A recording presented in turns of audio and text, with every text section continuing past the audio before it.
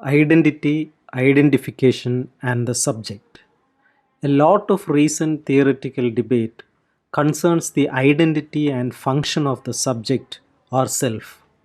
Two basic questions underlying modern thinking on this topic are: first, is the self something made or something given? Second, should it be conceived in individual or in social terms? These two questions generate four strands of modern thought. One, opting for the given, and the individual treats the self as something inner and unique. Second, combining the given and the social emphasizes that the self is determined by social attributes. For example, you are male or female, British or American. Third, combining the individual and the made emphasizes the changing nature of a self, which becomes what it is through specific acts. Finally, the combination of the social and the made emphasizes that I become what I am through the various subject positions I occupy. The dominant modern tradition in the study of literature has treated the individuality of the individual as something given, a core which is expressed in word and deed and which can therefore be used to explain action. I did what I did because of who I am. If the possibilities of thought and action are determined by a series of systems which the subject does not control or even understand, then the subject is descended in the sense that it is not a source or sender to which one refers to explain events. It is something formed by these forces.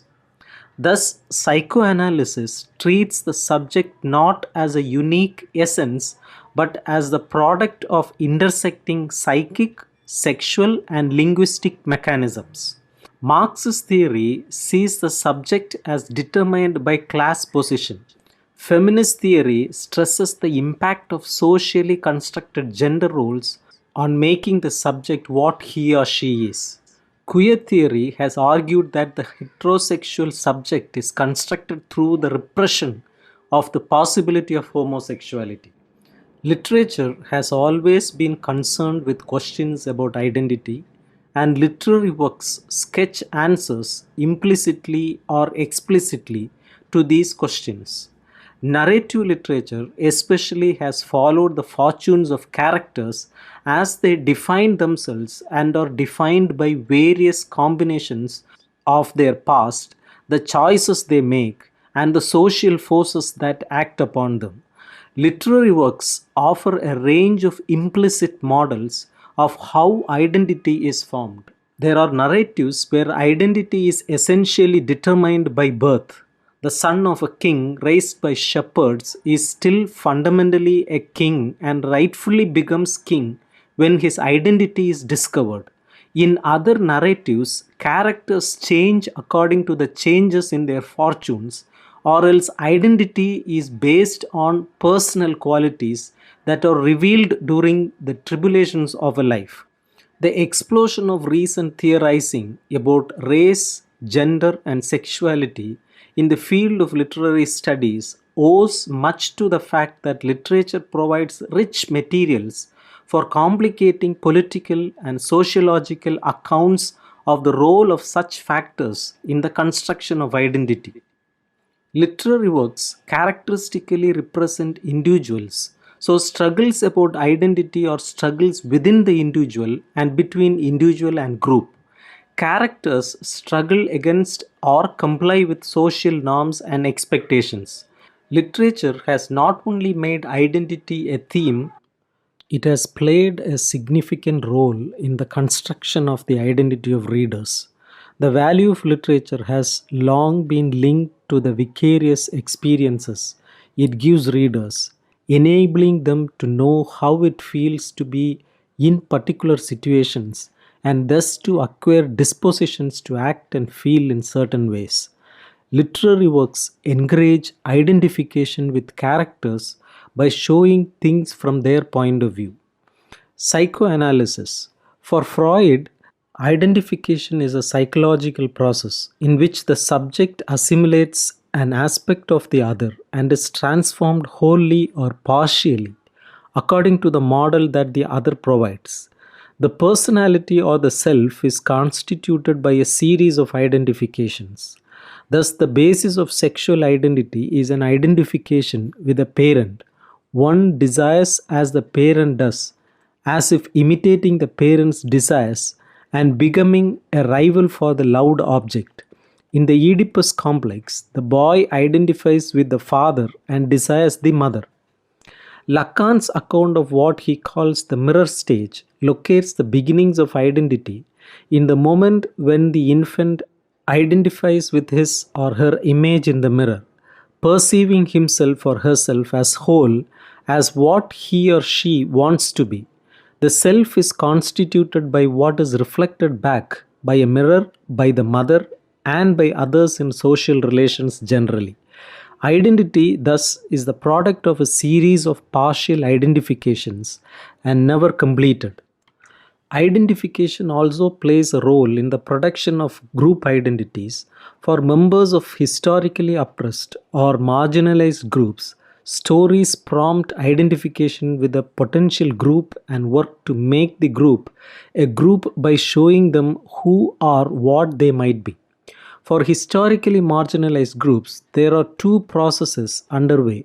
On the one hand, critical investigations demonstrate the illegitimacy of taking certain traits, such as sexual orientation, gender, or visible morphological characteristics, as essentially defining features of group identity, and refute the imputation of essential identity to all members of a group, characterized by gender, class, race, religion, sexuality, or nationality. On the other hand, groups may make identities imposed on them into resources for that group. Marxism, psychoanalysis, cultural studies, feminism, gay and lesbian studies, and the study of identity in colonial and post colonial societies has revealed difficulties involving identity that seem structurally similar. Whether with Louis Althusser, we say that one is culturally interpellated or hailed as a subject, made a subject by being addressed as the occupant of a certain position or role, or whether we stress with psychoanalysis the role of a mirror stage in which the subject acquires identity by misrecognizing him or herself in an image. Whether with Stuart Hall, we define identities as the names we give to the different ways we are positioned by and position ourselves in the narratives of the past, or whether we stress, as in studies of colonial and post colonial subjectivity, the construction of a divided subject through the clash of contradictory discourses and demands, or whether with Judith Butler we see heterosexual identity as based on the repression of the possibility of homoerotic desire, we find something like a common mechanism. The process of identity formation not only foregrounds some differences and neglects others, it takes place in an internal difference or division and projects it as a difference between individuals or groups. As Butler explains, the reconceptualization of identity as an effect that is as produced or generated opens up possibilities of agency that are insidiously foreclosed by positions that take identity categories as foundational and fixed. Speaking of gender as a compulsory performance, Butler locates agency in the variations of action, the possibilities of variation in repetition that carry meaning and create identity. Second, traditional conceptions of the subject in fact work to limit responsibility and agency. If the subject means the conscious subject, then you can claim innocence, deny responsibility if you haven't consciously chosen or intended the consequences of an act you have committed. If, on the contrary, your conception of the subject includes the unconscious and the subject positions you occupy, responsibility can be expanded. Emphasis on the structures of the unconscious or subject positions you do not choose responsibility for events and structures in your life of racism and sexism, for instance, that you did not explicitly intend. The expanded notion of the subject combats the restriction of agency and responsibility derived from traditional conceptions of the subject.